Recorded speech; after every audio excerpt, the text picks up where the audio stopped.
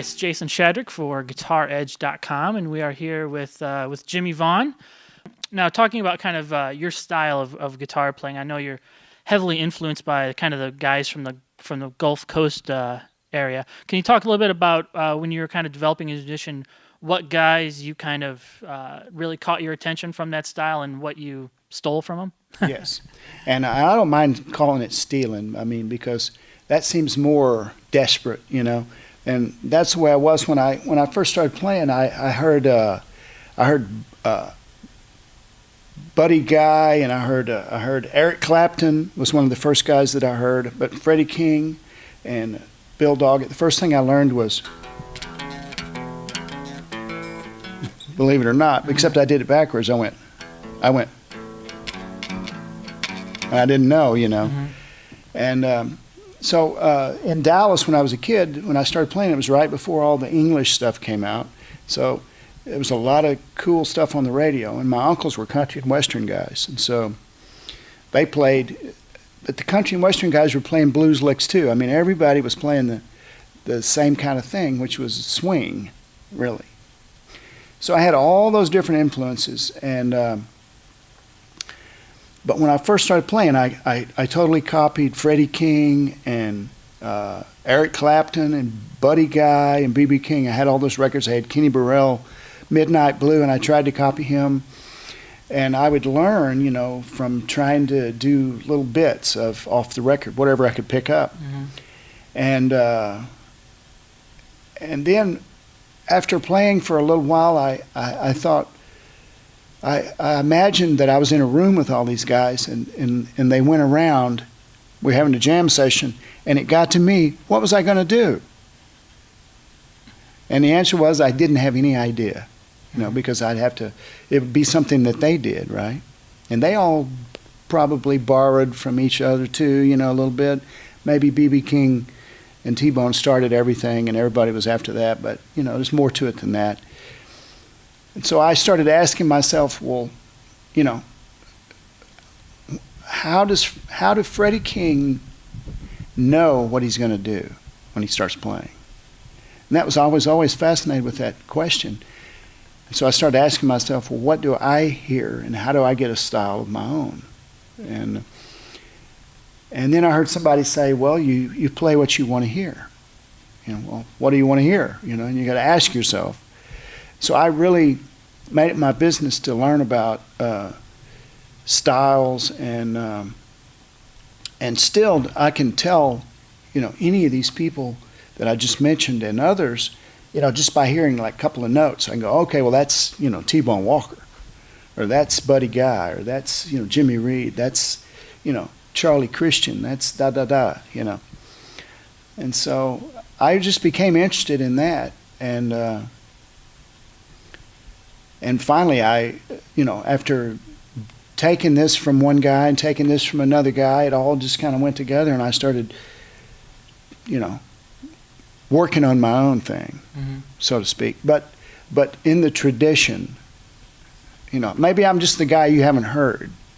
You know what I mean? Yeah, thinking of it like that, thinking of it like that. And I'm still on that journey of trying to figure out what it is that I play. So how did the capo come to be, using a capo so I used much? to always play an E a lot, and you know, if anybody that likes Jimmy Reed,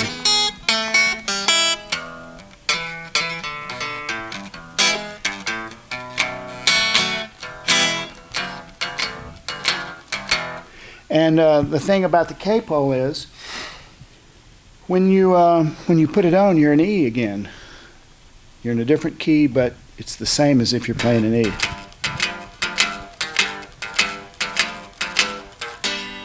And that's what Gatemouth Brown did. And Gatemouth Brown was the first guy that I know about that played that way.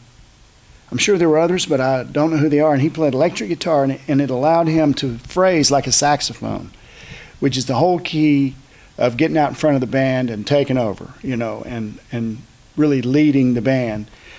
And when you play with the capo, Gatemouth sort of really developed this. It's all the pull-offs. Now this is my version of it, and this is what I do. These are not really Gatemouth Brown licks, but this is the way of playing, and it's just a way to phrase like a saxophone. So were you influenced a lot by like the big band horn sections of the 50s and stuff? Well, not so much when I was trying to first start, but then I realized that that's what they were doing, or I think that's what they were. I think B.B. King, listens to a lot of saxophone players. I mean, when he was starting out, because he's really, that's what he's doing. It seems like, and telling a story with single notes.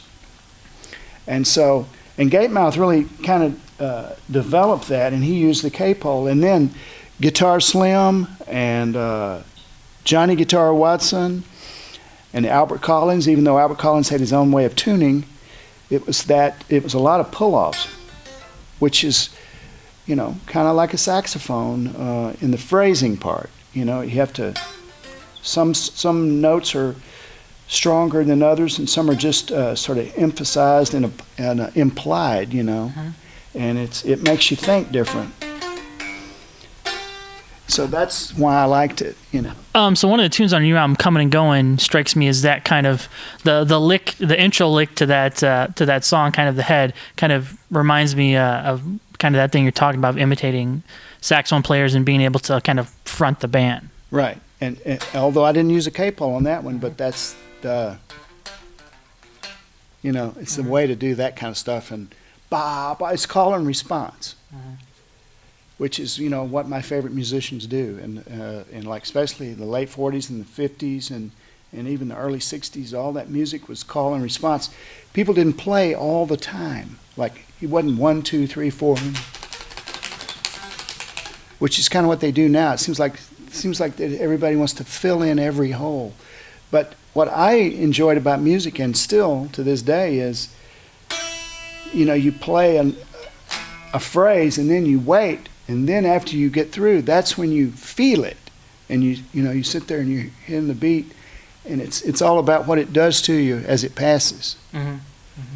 So we're here with Jimmie Vaughan. So thanks for checking out guitaredge.com.